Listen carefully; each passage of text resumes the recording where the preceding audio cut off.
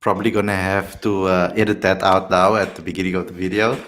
It's so good to see you dancing, Mpo, and happy and smiling with us. And Aditya, seeing you here, happy and smiling too. How are you guys doing? How's your weekend been? The Sunday podcast evening, everybody. Like to do this sit down and have a chat with you guys. But how are you guys doing? How's your weekend been? Weekend's been good. Golf is an addiction, so I played 2 rounds this weekend. One yesterday, one today. Not too bad. Lots to fix, but like the Proteas, I aim on being better and keeping the culture high. So we're in a rebuild phase. We're building the culture. So it's gonna be fun. No, I'm happy. And Aditya, how are you doing? How's everything there in Mumbai? It's been quite good, and been enjoying the torrential downpour.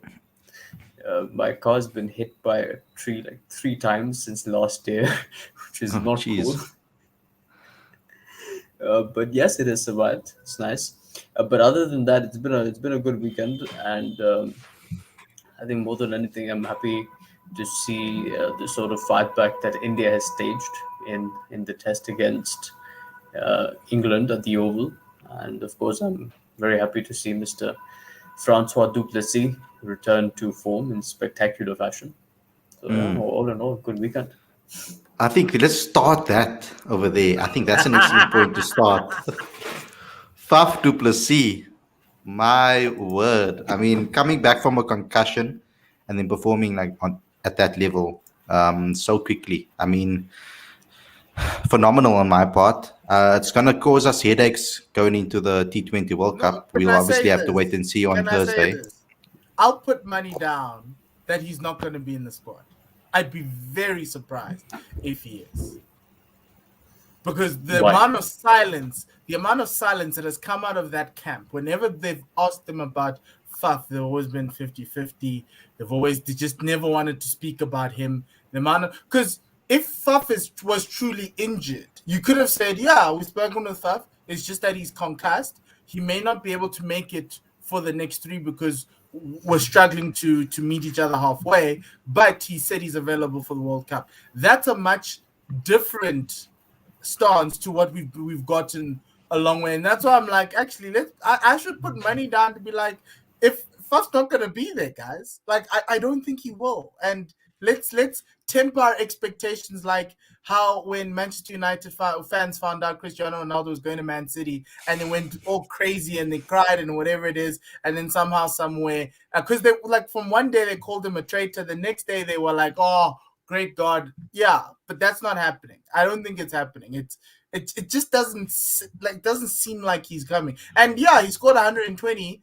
But we're going to go to this World Cup with the ghost of Faf on our back, just like we went to the 2019 World Cup with the ghost of AB. It's just going to be the same thing. You just have to get used to it.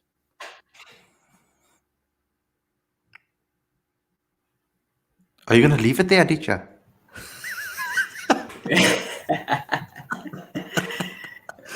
I hope for South Africa's sake that doesn't happen. Because... And we also shouldn't forget that Faf is still not 100%. He's still recovering. He's fit to play, but he's not 100% just yet. But if you look at the entire South African team,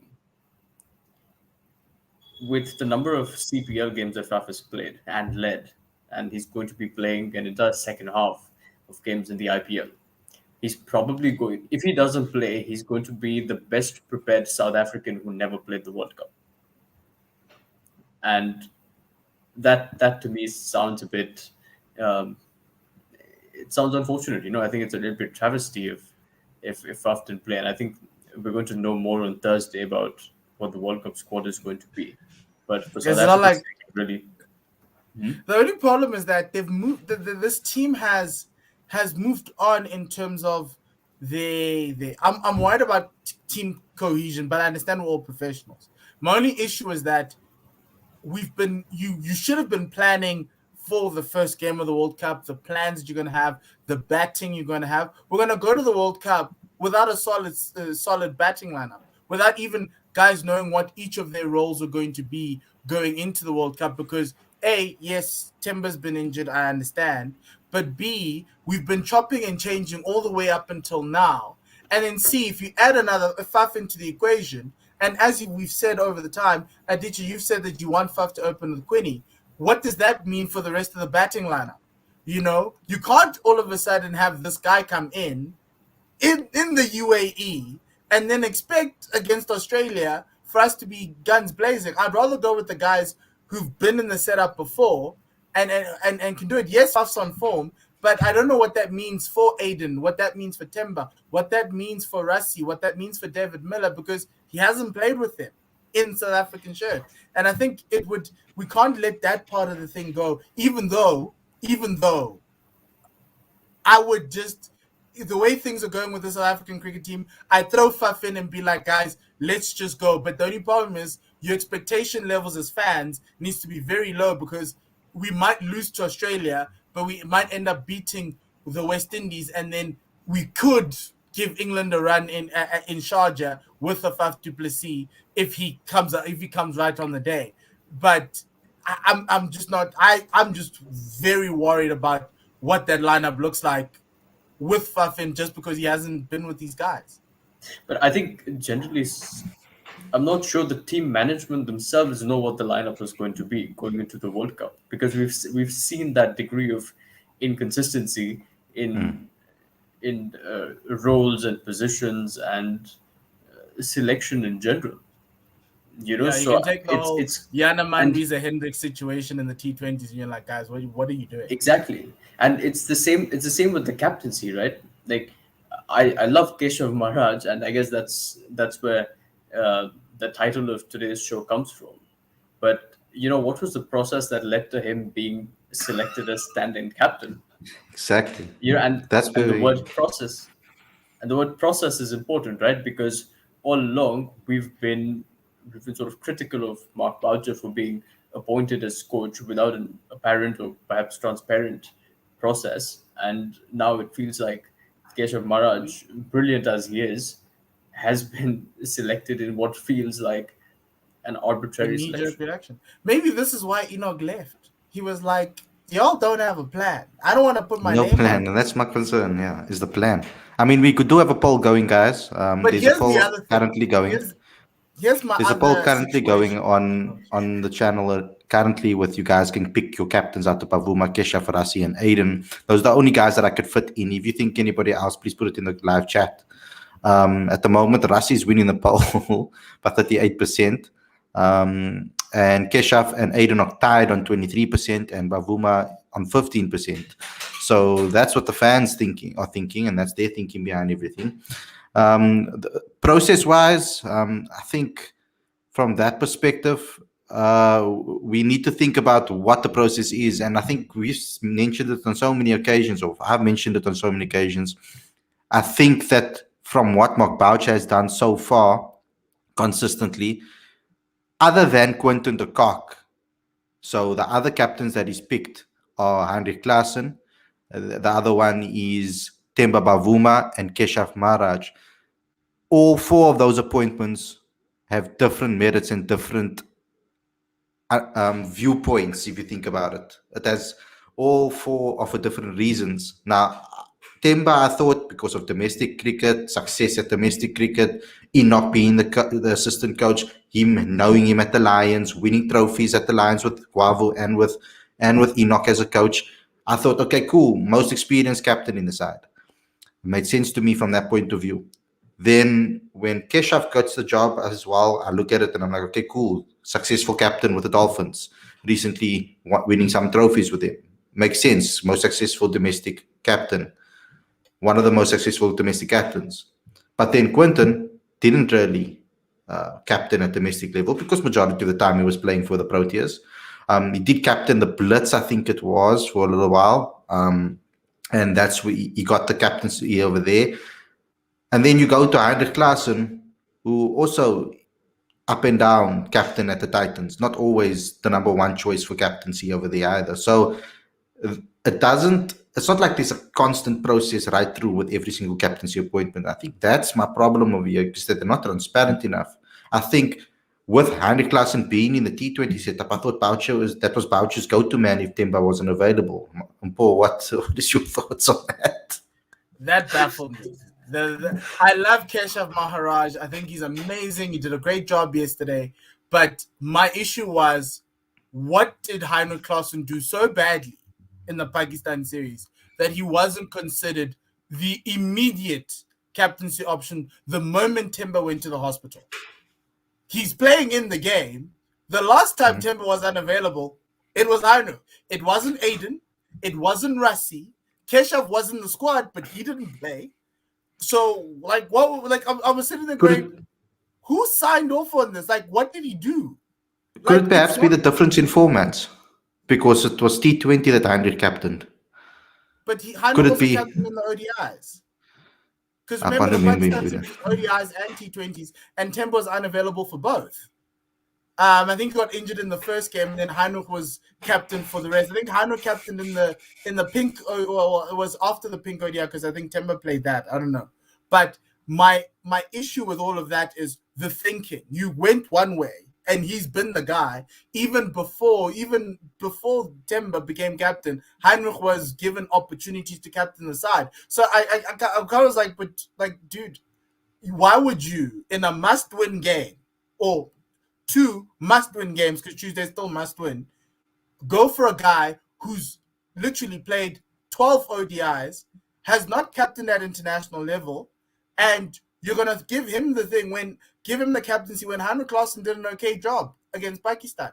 Yes, it was in and out, but like yes, I had problems with his captaincy, but an emergency situation requires a guy who's won games before and captain. Like, I didn't get it. The only reasoning is maybe the team voted, but then the question is, when did that happen? Literally mid Temba walking off the field in the middle of the chase, everyone's putting up their hands and going, I'd like Keshav to be captain. What happened to the 2 guys in the middle? I honestly didn't understand that the thinking process. I'd like to actually find out. I'm hoping we could get Mark in tomorrow's press conference. Not gonna happen. Even in the post-match presser, because that's a question I'd like to ask him: is what was the rationale behind giving Cash over Heinrich Klaassen? Because that baffled me a lot. It made no sense. They're clearly protecting Bouch from all the journals that want to ask him questions about the SJN. It's clear that that's happening. That's why I'm hoping. I'm secretly hoping South Africa lose tomorrow, so they can give us on Tuesday, so they can give us Mark Bouch and we can ask him questions. I don't want to ask him about SJN. I want to ask him about Heinrich Klaassen. I'm like, dude, did you guys? We'll see Craig Govender before we see Mark Boucher. No, but like it's just so bad. Like, did they? So because remember they said they had a bonfire to discuss team culture. Yeah. Like, did Heinrich Klaassen say something offensive? I don't know, man. Like the only other reasoning was maybe they didn't think that Heinrich Klaassen was going to play, and they were going to pick Carl Verena, and that made more sense. But then Carl's the one busy doing playing in the hotel or playing on the side of the field, because he was the one who was dropped. So it's also going to be confusing if they pick him. Okay, I know Keshav's not in the T20 side, but if they go and they pick Klaassen for the T20 as captain, then why not both formats? Then keep consistency throughout the series, you know? So what they're going to do is they're going to pick someone's going to the World Cup, someone's in the squad. That was the only reason why they were pushing it back, because they haven't finalized the World Cup squad. So they can't And the other option, the other big issue is Timber's injury. And so they're going to have someone on standby. And the only issue is that the other left field option was, guys, Faf's going to be vice captain of the side when he walks into the side, right? And Faf changes everything, the whole dynamic of the team changes if Faf is there. But you guys want the guy in the squad anyway. That's of course you want him. Option that he's the best T20 player at the moment for South Africa. By a mile, But the other thing is, I think they were waiting for David Miller to. I think because for the T20 side, there's only one other option left. It's David Miller. If Rassie's reluctant, and I doubt he is, I think he wants to captain Zim. Keshav captains David Miller when David is at the Dolphins. You know what I mean? Yes, but Keshav's not going to the World Cup. He's going to be sitting in a hotel room waiting for an injury. We don't know that yet. We could have a left field and he gets selected. We don't know anymore. Is Keshav in your starting 11? That's my question. That was the reason why this thing was so weird.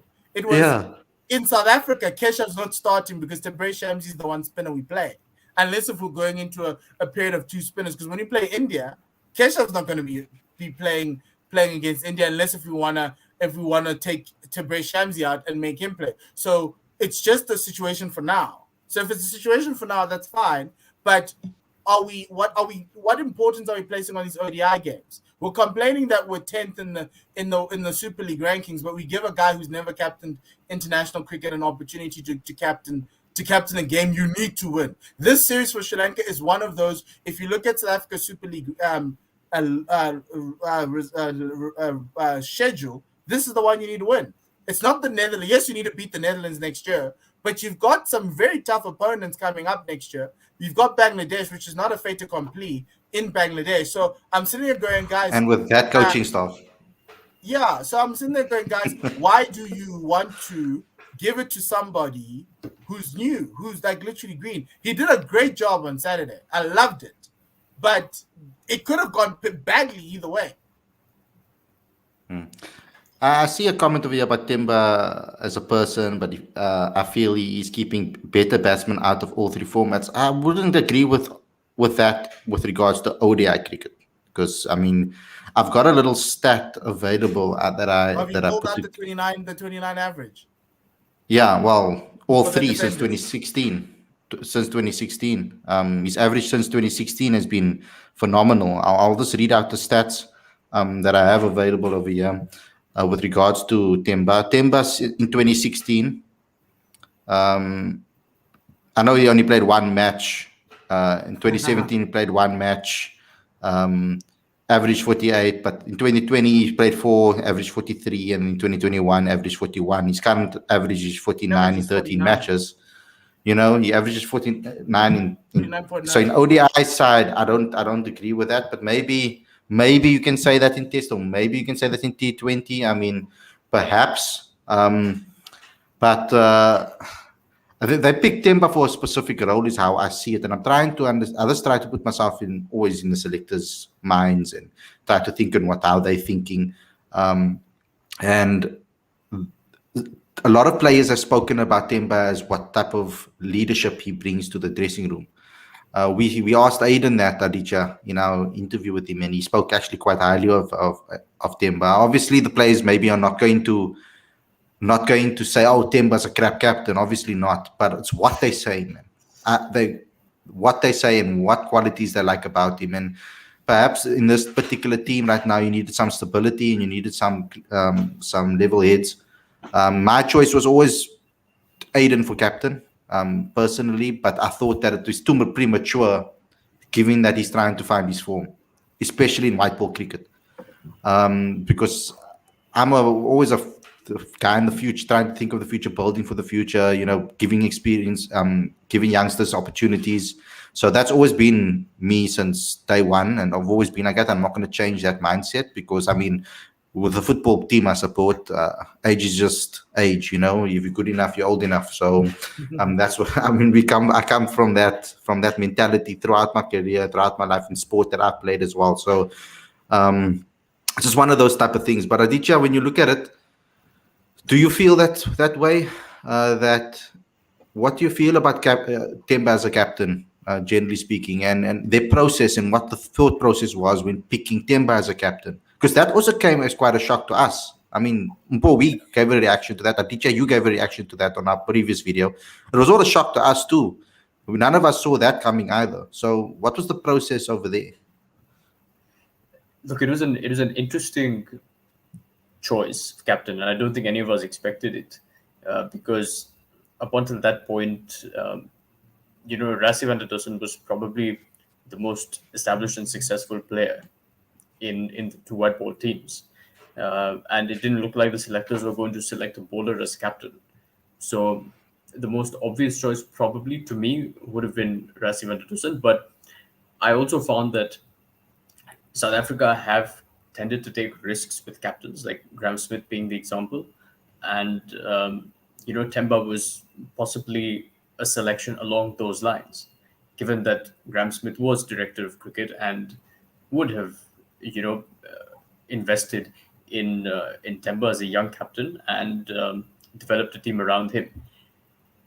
But reflecting on that captaincy announcement press conference, what went wrong with the ODI side is that they didn't select a vice captain right then and there, and we see the ramifications of that now, because Temba is injured for the second time in I think 3 or 4 series, and we don't know who the next captain is going to be. And this entire conversation that we're having about Keshav Maharaj being selected as captain, or that the process that South Africa used to select the captain, is exactly why it's so important to announce your vice captain right there.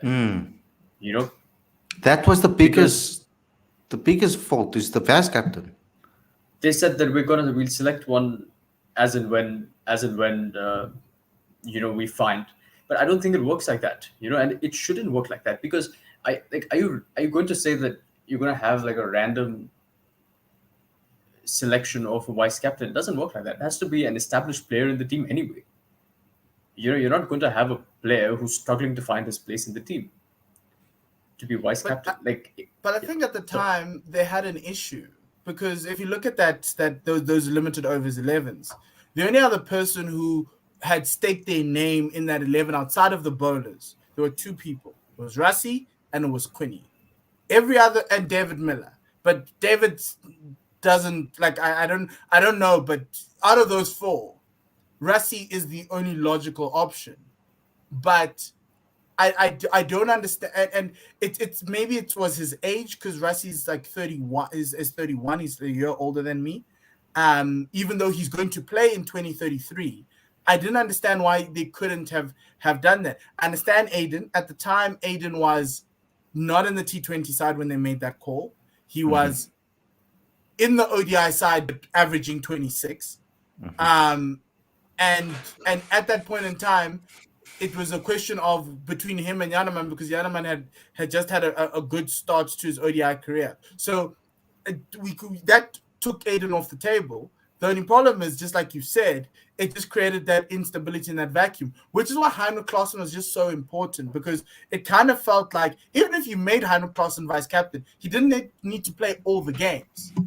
It was just that in the situation where there is an injury to your captain, you could at least rejig your batting lineup a little bit to just fit in Heinrich Klaassen, just to captain the side.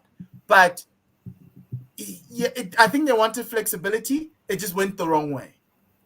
But I'm going to rewind. I'm going to rewind to. You can add to this, Aditya, as well. I'm going to rewind to Quinton de Kock's selection as captain. Or what was said when he was selected. We are appointing Quinton de Kock until we find a suitable replacement. Temba was in that side the entire time, though. So wasn't he suitable enough then? My point is, you then pick someone that is in the squad already, that's in the side already, that you've already identified as a person that should be a mainstay in the side. So what changed between that period? Because Temba didn't necessarily perform way better before that to get the captaincy necessarily. So what changed in that period, in that one series, other than Quinton de Kock obviously going through mental issues? Aditya? It's tricky, because Look, what we now know is that Quinton de Kock, that Quinton de Kock um, has always been a reluctant captain. He doesn't seem to be the sort of individual who embraces captaincy like that or like developing players. But one thing that perhaps could have been considered is that him being wicketkeeper, he can always be a good vice captain. He doesn't necessarily have to be captain. And if we look back to history, just think about Steve Waugh as captain, Adam Gilchrist wicketkeeper, vice captain, then Ricky Ponting being announced as captain instead of Adam Gilchrist being announced as captain. You know what I mean? So I feel like somewhere a mistake has been made, and it's quite unfortunate because I think teams that are successful need structure. With the Indian team, for example, Virat Kohli is captain, right? But there is no doubt that if Virat Kohli is injured, or if he's rested, or he opts out of a series, Rohit Sharma is going to be captain. There are no two questions asked. I think every cricket watching Indian knows that. So that structure is clear in place. But suddenly when in South Africa, Temba gets injured, one series you have Heinrich Klaasen as captain, but the next series you have Keshav Maharaj as captain. I think that confuses the team, that confuses everyone. And now we've got a World Cup coming, and we don't know how long Temba is going to take to get fit for that. So you've got a major ICC tournament, and there's always going to be additional pressure on South Africa, and no one knows who's going to lead the side. So I don't know. I feel like it's just a tailspin. And I think that's a question we need to ask, and I hope they answer it on Thursday, because that's the number one thing. Is that in the case that Temba isn't fit enough, who leads the side? And I think his injuries created that situation where they're going to have to name a captain. And I also think that's why they were pushing it off to figure out what the status was, and then who else is going to come through. Guys, I just don't know.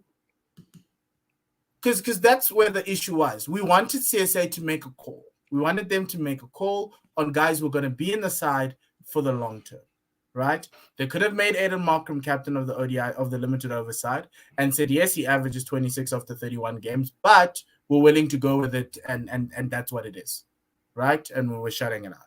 They could have gone with they chose to go with Temba. They could have gone with Rassie, could have gone with anybody, but they chose Temba. They didn't pick a successor, and my inclination is that they didn't want to. And this is what the telling thing was about an Aiden Markram captaincy, was that they felt that they did not want to burden him with the pressure of captaincy, like they did against India in that India series where Chahal and Kuldeep were playing circles around us. Never forget that series. Yeah, and to a certain extent, that's one of the reasons why QDK lost the captaincy. They had to pick a guy who they knew could be a solid, a mainstay, and you saw that in that Sri Lanka ODI with Temba, where he was just the anchor. The moment he went, not of his own volition, it became a situation where the team just fell apart. So I do kind of get where Mark and Graham were going with having Temba's limited overs captain. But the other converse was they didn't want their better players, because Rassie averages 80 in ODI cricket. QDK is one of the best in the world. David Miller's average is ridiculous as a number 5. They didn't want to burden those guys with the captaincy, nor to the shining star, the one who has the promise, the one who's got the class, Aiden Markram, in getting the captaincy. And even after him scoring 96, that would have been an okay situation to be like, hey, dude, for the next 2 games, take the captaincy. You've already scored the 96. You should be fine. Just take it for the next 2 games because the team needs you. And he's that type of a guy who would have taken it. So there's a reason why they said no to Aiden Markram, because I'm sure it came up. Because even in that press conference at the end of the night, Aiden came up and spoke, and he spoke well, and I was like, well, he could be the guy to lead. Obviously, Keshav did the on-field duties, but for me, that's something that we need to. That India series has hurt Aiden's stock as a captain, And I don't know what's going to take for them to make him captain, if because it seems like everyone wants him to be captain. I don't know what's going to take for them to then say, okay, fine, let's give this guy the captaincy. Because I was like, if you want to throw him a lifeline, because right now Yaneman's wiping him left, right, and center from an ODI perspective, and Yaneman owns that opening spot.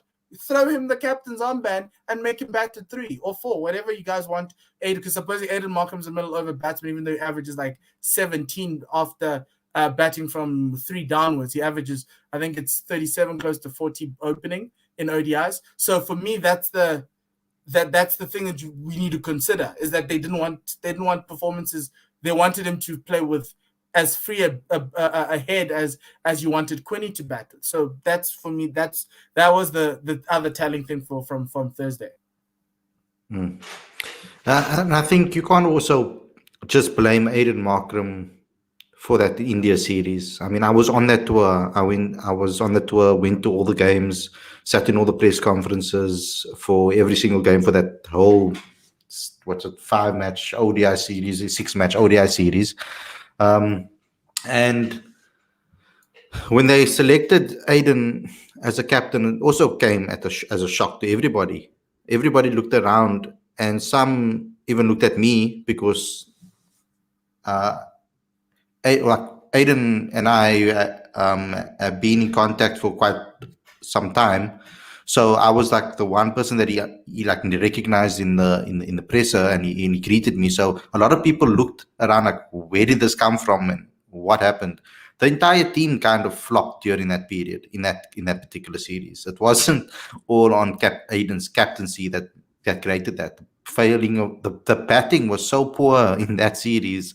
I'll never forget. I mean, the batting coach came out to us and came to speak to us, talking about he's never seen the actions before, and they've never actually seen those bowlers before, and there's no way to actually practice that in the nets. And they had the coaches throwing it from left, throwing it from wide, and all of these things to try to get a similar action to Chahal and Kuldeep, because these batsmen have never faced them before. So there was a lot of issues over there that I saw with regards to that.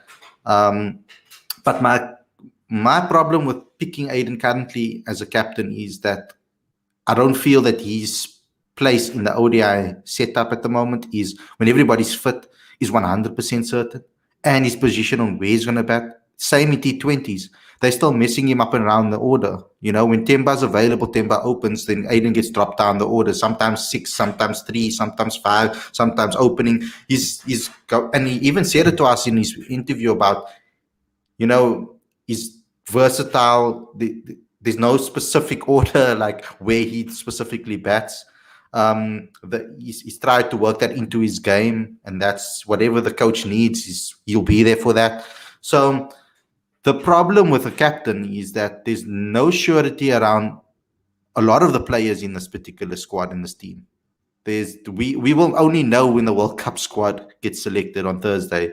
Then we'll have a little bit of clarity, probably, hopefully, that, okay, now you need to select a captain with it, because we don't know if Temba's going to recover in time. Because if it's broken or there's a serious issue and other nerve damage, will he be able to hold the bat? I'm not 100% sure if that can be the case. So if he's out, then who's going to take over from him? And we'll only know that from the T20. Maybe we'll get a little hint in the T20 series now against Sri Lanka. So we'll have to wait a week or so to know that. And we might get a little hint. And luckily, there is close to a perfect squad over there, other than the likes of Faf. We obviously never heard anything about Tahir. I know I keep on bringing it up because the man is also doing quite well everywhere he plays. But I guess from our side, we just want to get some clarity. Like if Boucher came out and Victor Mpitsang had the chat to the media and said, you know, these are the qualities we're looking for in a captain. So we're going to select A as captain and B as vice captain. And then we know, okay, this is the type of mindset you are looking for. This is the type of player you're looking for. This is the type of experience you're looking for. Then at least we can go as fans and feel a little bit certain. But we always were worried about this, because this is not the first time Temba's been injured in a short space of time. It's the wrong time for you to have so much up and downs and missing people, or someone that's supposed to be so pivotal within the culture of the team to be missing half the games leading up to a World Cup. It's scary. So yeah, I just have to put that out there because that's not Temba's fault. That's just unfortunate. But the way a coach can prevent uncertainties happening is if you pick a vice captain straight away, and that was never the case. We had questions. We had questions on this particular stream on countless occasions asking us, who's the vice captain? Who's the vice captain? And we just said, we assume it's Heinrich Klaassen because every time that Temba's not available, Heinrich takes the captaincy. And it was just an assumption. I mean, I thought that Quinton would have been vice, seeing that he was captain first and he left the captaincy because of mental reasons in the ODI setup and also in the test arena as well, leaving the captaincy there too. And automatically I thought, okay, cool, Quinton will be vice because that won't be too much pressure on him. So it's just the uncertainties with everything in South African cricket that bothers me. The other thing that they pushed it out for was probably to have those discussions with Quinny, to ask him if he's willing to captain the side for this T20, and that's why they didn't want to announce it now. The other question is, does Yanaman Malan stay with the T20 side now that Temba's out? Yeah. That's going to be I think that will most likely happen. But they already took Reza as a backup. But but we're missing a whole batsman. The entire universe is going to be complaining as to why you're playing Reza over Yanaman. They'll need another backup ultimately. That's already in the bubble because there's no one else. Otherwise, someone is spending here waiting to fly or whatever the case may be was already in there because they have to quarantine for a certain amount of period before they can actually. So there has to be someone within the squad. Yanaman is definitely going to stay. The other thing is, outside of Faf du Plessis, the people who are in Sri Lanka in the T20 squad are going to the World Cup. There'll be some guys who are not going to make the 15, but it's a no-brainer. Like there's no one outside the squad outside of Faf who you're like, okay, is going. That's why I said in the when the squads were announced that Yanaman's not going to the World Cup because of the fact that they picked these guys. It's the last series before the World Cup. So the only thing that irritates me about Thursday is that CSA have now done a good news, bad news type of vibe on Thursday because they're announcing the start of the season. That's the reason why it's there. And they're just adding a World Cup announcement just so that it's a good news day and there's not going to be any drama coming out of it. And even like it's on Super Sports, so there's no chance for interaction apart from the back end with the journos in the press conference. But essentially, they are literally trying to do not necessarily cover up, but they're trying to give you good news to say, hey, domestic season. Oh, by the way, Faf's not in the team. I have to answer this. Thank you so much. Massive donation. Thank you so much, Mzansi Comic Club. What's the deal with Faf? Is he going to be in or out of the T20 setup? We dealt with this a little bit in the beginning of the show, speaking about Faf du Plessis as well. We're not 100% sure. We're going to have to wait and see to see what happens. And we're going to know on Thursday whether he's going to be out. I mean, after scoring 120 in T20, I mean, how do you look past a guy like that with the form that he's had for his IPL side as well, playing in Abu Dhabi, understanding the conditions? We heard what Aiden had to say about him in our interview. So if you guys haven't watched the interview yet, go watch that because Aiden signaled out two players, Quinton and Faf, that have helped his ODI and T20 game, his white ball game. So, I mean, that's a massive compliment for a young guy like Aiden, or not a young guy, but an established person like Aiden to say that to actually say that, give credit to other players for having influenced his game. So, Aditya, let's pick our captain for the T20 series. If you had an option in this current setup, who would it be? And then Paul, and then I'll give my captaincy choice. Rassi Ventutus, one and only. Oh, who's in that squad? Let's think about it. Must I put up the squad for you? I can put it up. Yeah. I think I can. Temba and add Yanaman. Let me just see. It's on one of the other shows. No, actually, you don't need to. Give it to David Miller. Let's see what David Miller can do. He's a senior player. He's been in the setup for 10 years. It to me, I get everyone's like natural born leaders, natural born don't. I get it and I understand it. But at a time like this, I'd rather go with the most senior, most. David Miller has seen a lot in world cricket. He's seen incredible amounts. Why not try him? I understand maybe he might be. It's just 2 games. It's just 2 games. And if he doesn't want it after the 2, you can go to the World Cup. You can go pick to the World Cup, but I don't think it's going to happen. I'd like to see, but I don't think.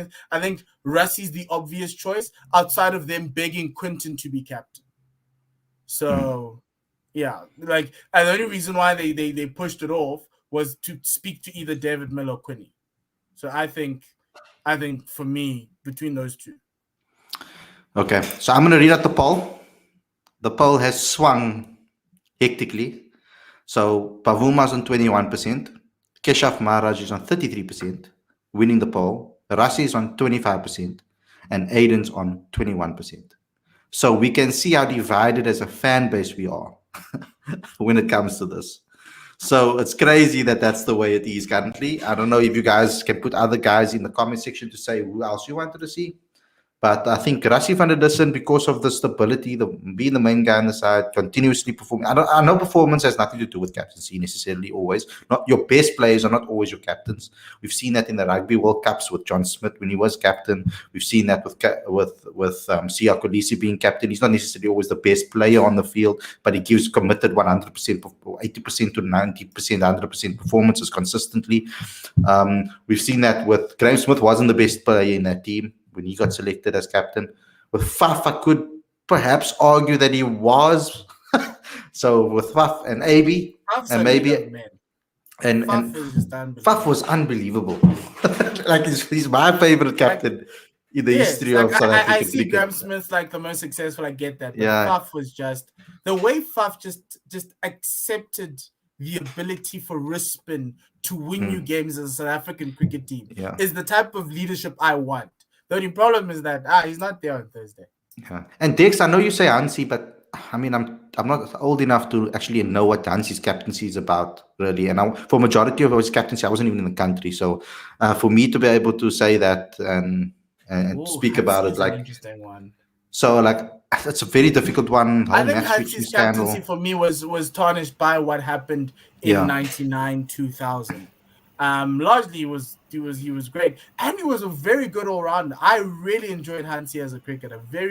He had a great cricketing brain on him. It's just like you can't go tarnished by match fixing. There was no bowler in world cricket who troubled Sachin Tendulkar as much as Hansi Cronje. He still says it. I mean, I've read the book, I've seen the movie, I've done all of those. I've heard friends speak about him, but I can't pick. It's like me picking. It's like, let me think of another person. It's like me picking Steve Bruce as a captain for Man United. I've never seen him play. I don't know how good he was as a captain. I've seen his videos and all of those things, but I don't know. I don't know how Francois Pienaar was. Besides the movie that I've seen, I don't know if Francois Pienaar was as a captain. He was 1995 was 3. So I don't know much about it. Whenever a Hansi cricket side went onto the field, there was no doubt. Outside of what happened in the match fixing, there was no doubt. Like even in that World Cup semi-final, there was no doubt. It was even with like the Steve Wars, there was a captaincy mismatch right there and then. The only thing that would have lost South Africa the game was actually what actually happened. Like for me, I really did enjoy the calmness that Hansi brought to the team. He took everything on his shoulder. He's similar to like Graeme Smith. Everything revolves. Graeme Smith makes the world revolve around him, and it frees up all the other players to be themselves. You know, if the team's doing well, the team's doing well, and he makes sure they celebrate. If the team's doing badly, it's all on him, and that's what I loved about Hansi is that you never ever found out, yes, later on, but you never ever saw this team cracking under pressure. Or even if they did, Hansi would always try and bring them. Like, for instance, if you look at the way in which Dean captains the side compared to like a Graeme or Hansi, Graeme and Hansi would never allow the South African cricket team in a test match to go 2 consecutive sessions of playing poor cricket. It was one session and you were allowed that. And sometimes it was even an hour. You weren't allowed to play an hour of bad cricket. Graham in the huddle and Hansi in the huddle would read you the riot act there and then. And to a certain extent, for me, that's something that it's hyper masculine for me. Whereas I think with Faf tried to man manage a little bit better, and he's a much better man manager of guys. Whereas Graham and Faf are schoolmasters. And also the level of talent that they had in the dressing room if you compare the squads and the teams that Graham had compared to Faf, and the different periods that he had to go through, and the changes that happened in South African cricket itself that he had to obviously bulldoze himself through.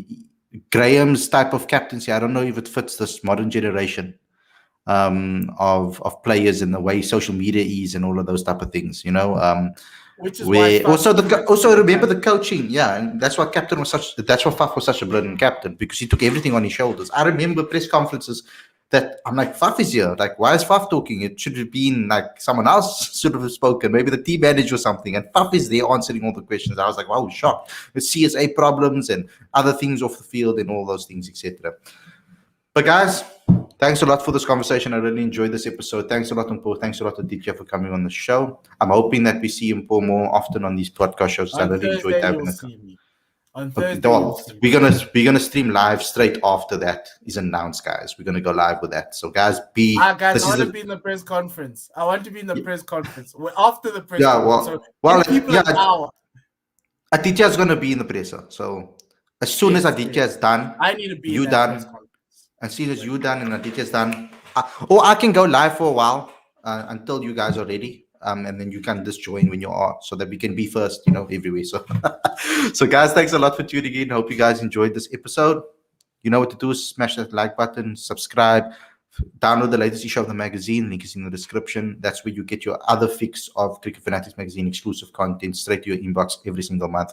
Please do that. Everything's 100% free. We don't ask a penny for you for anything else except super chats when you guys want to pay. So thanks a lot for the super chat from Zazi Comic Club for giving us an amazing donation today on today's stream. Thanks a lot. It really means a lot to us when you guys show us, give us something for the value that we are giving back to you. So thanks a lot for that. It really touches me, and I'm sure all the guys on the panel too.